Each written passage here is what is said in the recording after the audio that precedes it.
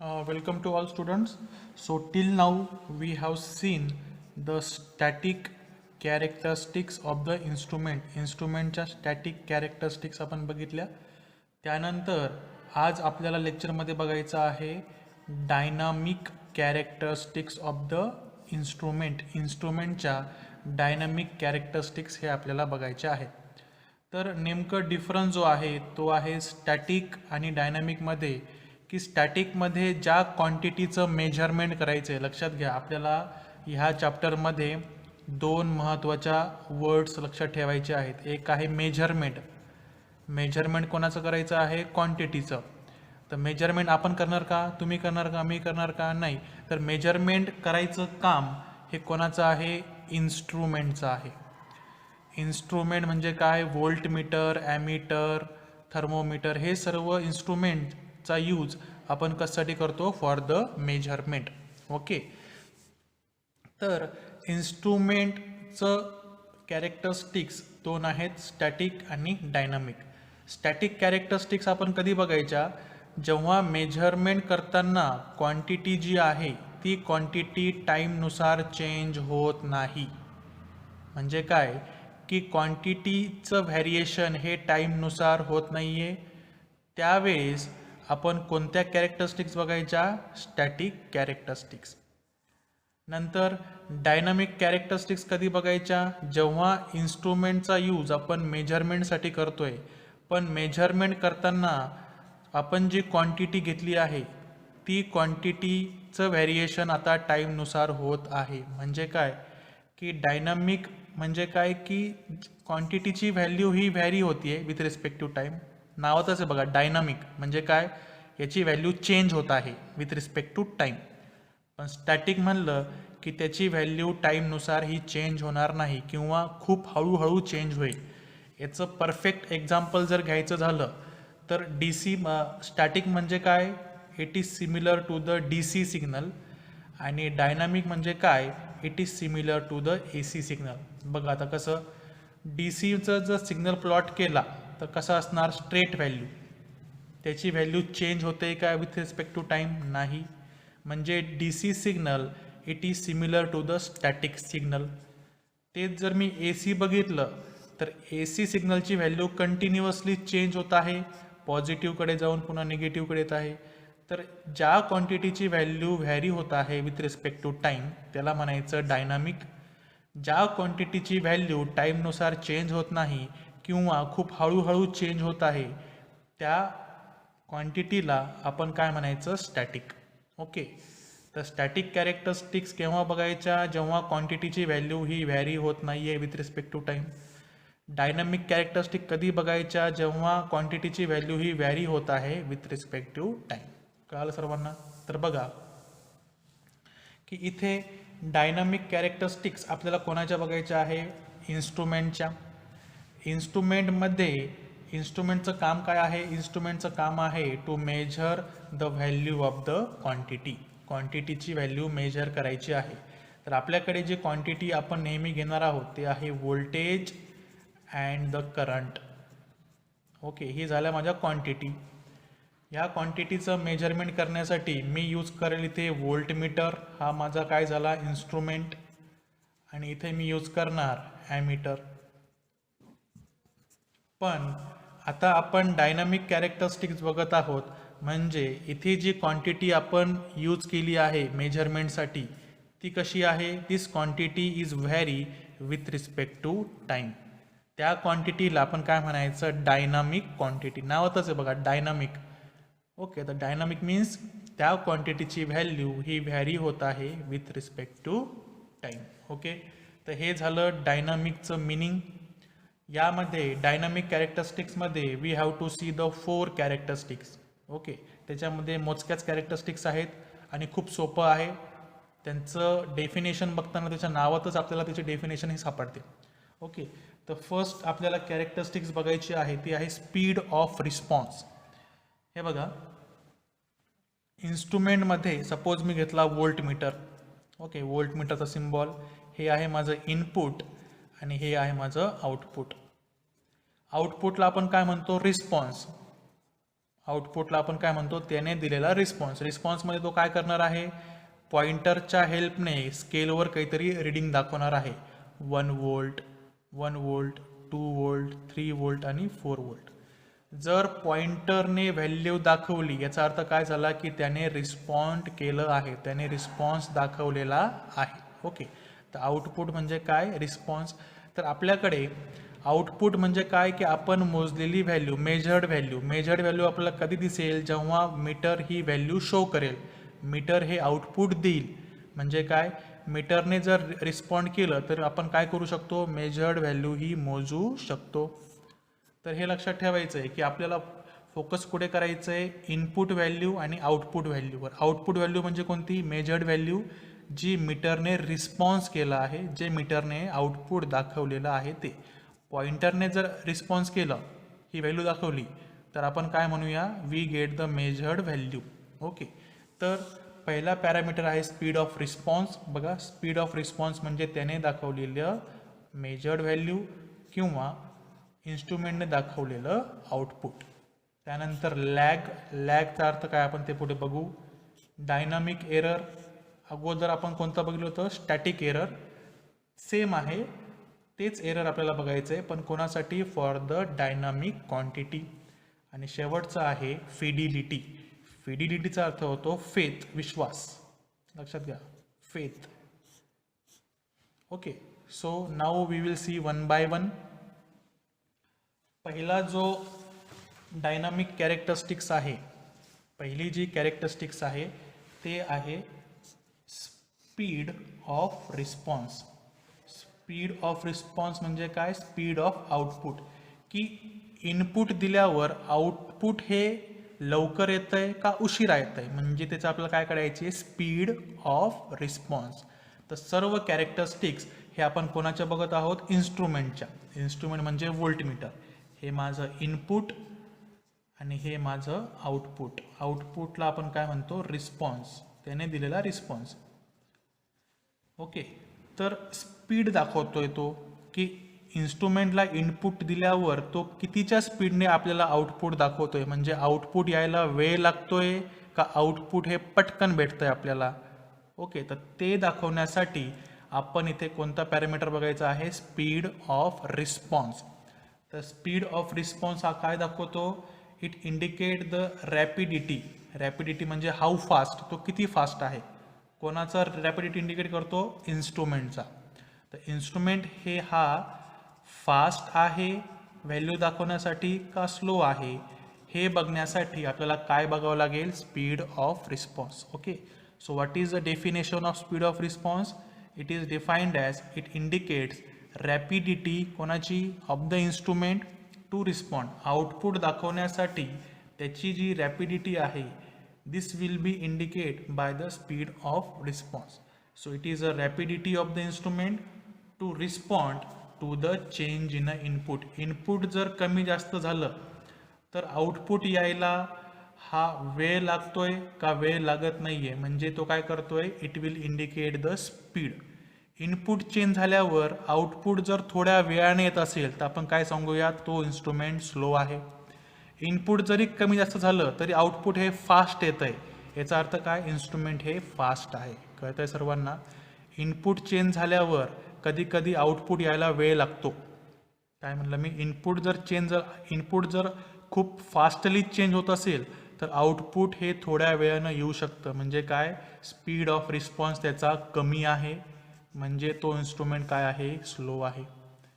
जर इनपुट जरी खूप व्हॅरी होत आहे पण आउटपुट हे खूप फास्टली येत असेल तर त्यावेळेस आपण काय म्हणूया, स्पीड ऑफ रिस्पॉन्स त्या इन्स्ट्रुमेंटचा जास्त आहे, म्हणजे तो इन्स्ट्रुमेंट कसा आहे, फास्ट आहे.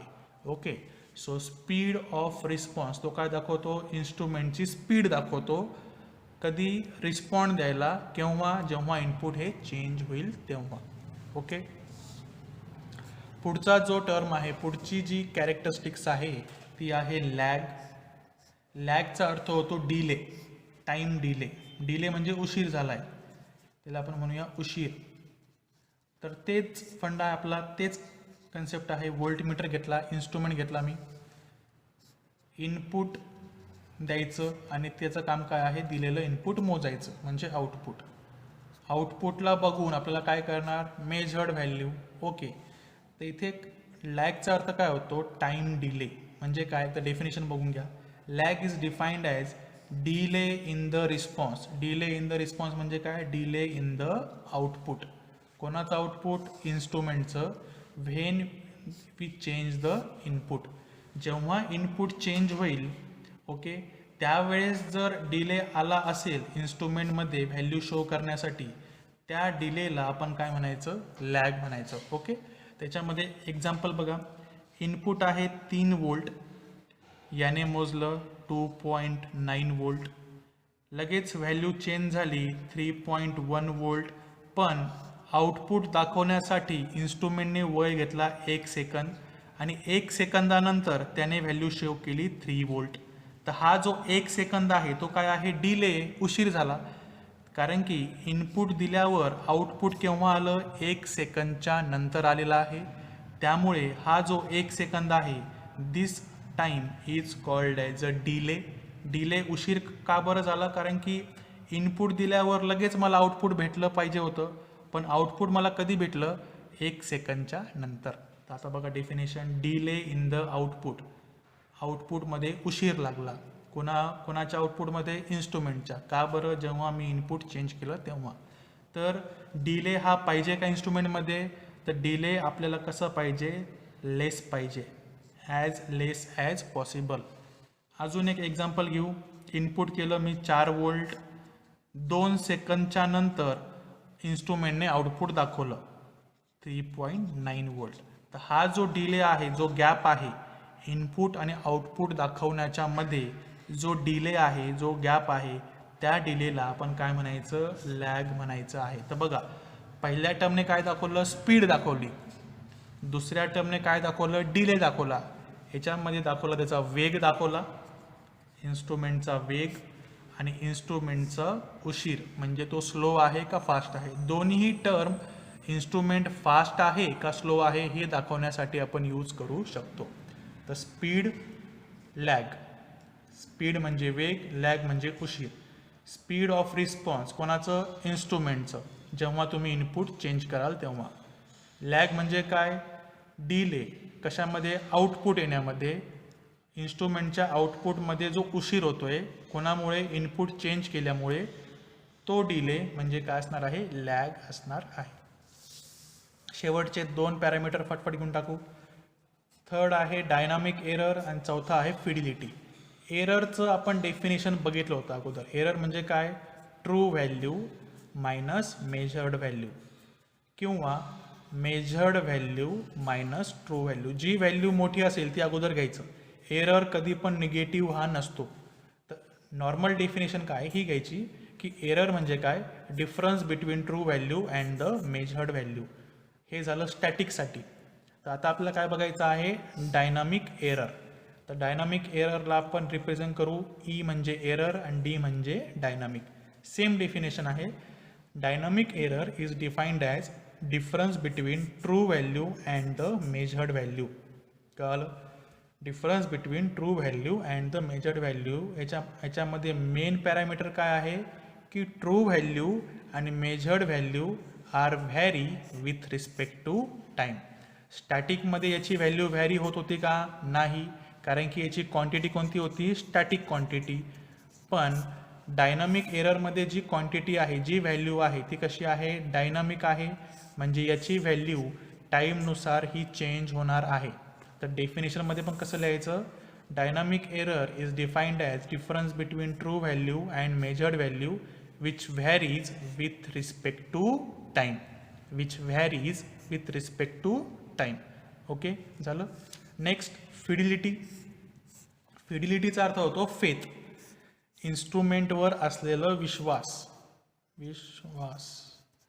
तर इन्स्ट्रुमेंट हा फेथफुल आहे का, त्याच्यावर आपण विश्वास ठेवू शकतो का, हे कसं ओळखायचं, तर ते ओळखण्यासाठी we have to check the parameter fidelity. अगोदर याचं डेफिनेशन बघून घेऊ, त्यानंतर कन्सेप्ट समजून घेऊ.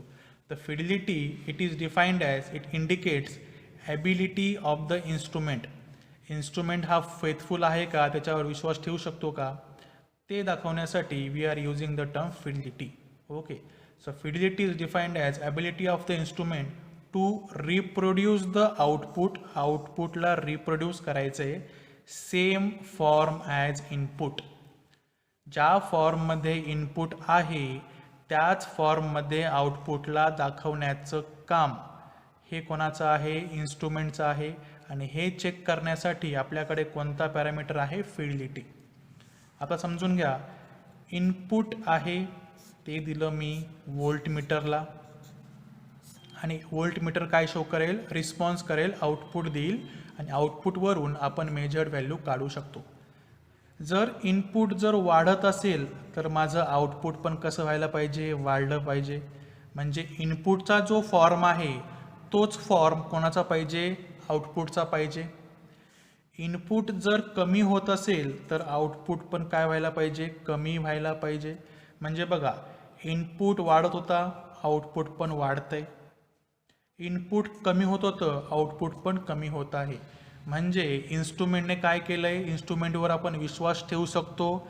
Instrument is faithfully responding to the input. Input जसं वाढतंय त्याच प्रकारे आउटपुट पण वाढतंय.